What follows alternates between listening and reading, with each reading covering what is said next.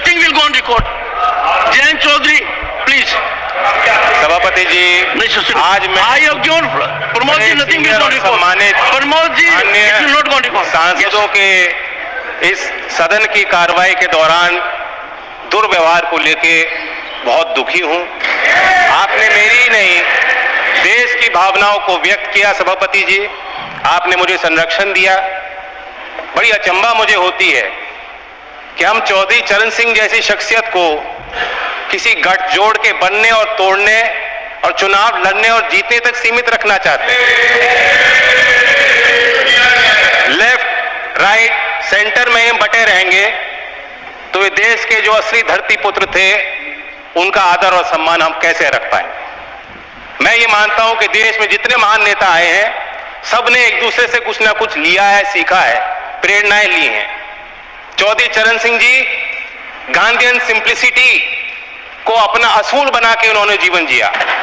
महात्मा गांधी जी के ग्राम स्वराज को अपना, उनकी मूल फिलॉसफी का वो हिस्सा और चरित्र का हिस्सा रहा।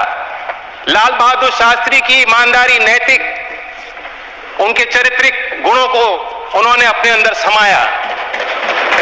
इस सदन के माननीय सदस्य पूर्व प्रधानमंत्री एच.डी. देवेगौड़ा, जैसे इनकी राजनीतिक पहचान खेती और किसानी से जुड़ी हुई है, उसी प्रकार से चौधरी चरण सिंह जी की पहचान भी खेती और किसानी और कामगार से जुड़ी हुई है। राजनीतिक विशेषज्ञ मानते हैं कि जैसे इंदिरा गांधी जी में एक करिश्माई शक्ति थी लोगों को अपनी तरफ आकर्षित करने की, उसी प्रकार से चौधरी चरण सिंह जी को सुनने के लिए, उनको छूने के लिए, उनको बेहतर तौर से समझने के लिए दूर दूर से, गांव-गांव से लोग चले आते थे। और मैं ये भी मानता हूं 10 साल मैं विपक्ष में रहा हूं, कुछ ही देर इस सदन में मैं इस तरफ बैठा हूं, लेकिन मैंने देखा है कि 10 साल में जो आज सरकार है, इनकी कार्यशैली में भी चौधरी चरण सिंह के विचारों की झलक है। जब आदरणीय प्रधानमंत्री जी ग्रामीण क्षेत्र में शौच की दुर्व्यवस्थाओं पर प्रकाश डालते हैं, जब महिला सशक्तिकरण को अपना प्लेटफॉर्म भारत सरकार बनाती है और गांव-गांव में जागृति पैदा करती है, तो मुझे उसमें चौधरी चरण सिंह जी की बोली याद आती है। सभापति जी, हम लोग नेताओं को समझ नहीं पाएंगे अगर हम इसी तरह बटे रहेंगे। कुछ लोग, उनके अंदर भ्रम है, कुछ लोग ये भी कहते हैं, मानते हैं कि चौधरी चरण सिंह जी जाटों के नेता थे, सिर्फ किसानों की वकालत करते थे। ऐसा नहीं, वो विचारक थे और उनकी इंटेलेक्चुअलिज्म पे जो टेरेंस जे बायर्स, जो प्रोफेसर थे oriental college in African studies London school में, यूनिवर्सिटी ऑफ लंदन में, उन्होंने किताब लिखी है चरण सिंह 1902 to 87 एन असेसमेंट।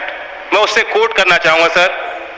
चरण Singh did have incisive intelligence and he undoubtedly applied it to a continuing study of agricultural problems in Uttar Pradesh.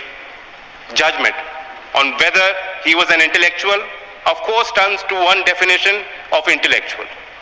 My judgment is that on the most rigorous definition, Charan Singh was clearly an intellectual, and not only that, the most unusual one.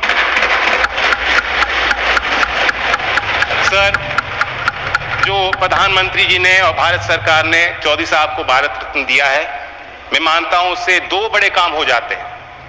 एक कि चौधरी साहब की legacy को हम दोबारा institutionalise करते हैं। देश के सभी विश्वविद्यालयों में पढ़ रहे छात्र, उनके अंदर आपने एक नई जिज्ञासा पैदा की है। गांव में पल रहे नौजवानों के अंदर एक नई जिज्ञासा और भावना आपने पैदा की है। देश के अर्थशास्त्री और मुख्यधारा में जो लोग नीति निर्धारक हैं, आपने दोबारा उनको कहा है कि चौधरी चरण सिंह को आप स्टडी कीजिए, अपने स्टडी में शामिल कीजिए, अपने अध्ययन और विचार अनुसंधान में शामिल कीजिए।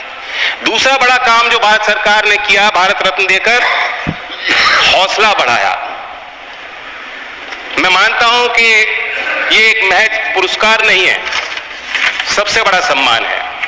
और मैं जानता हूं कि आज की जो जीवन समस्या देश के सामने और चुनौतियां हैं, किसानों की समस्याएं, भारत रत्न देकर उनका हल नहीं निकलता।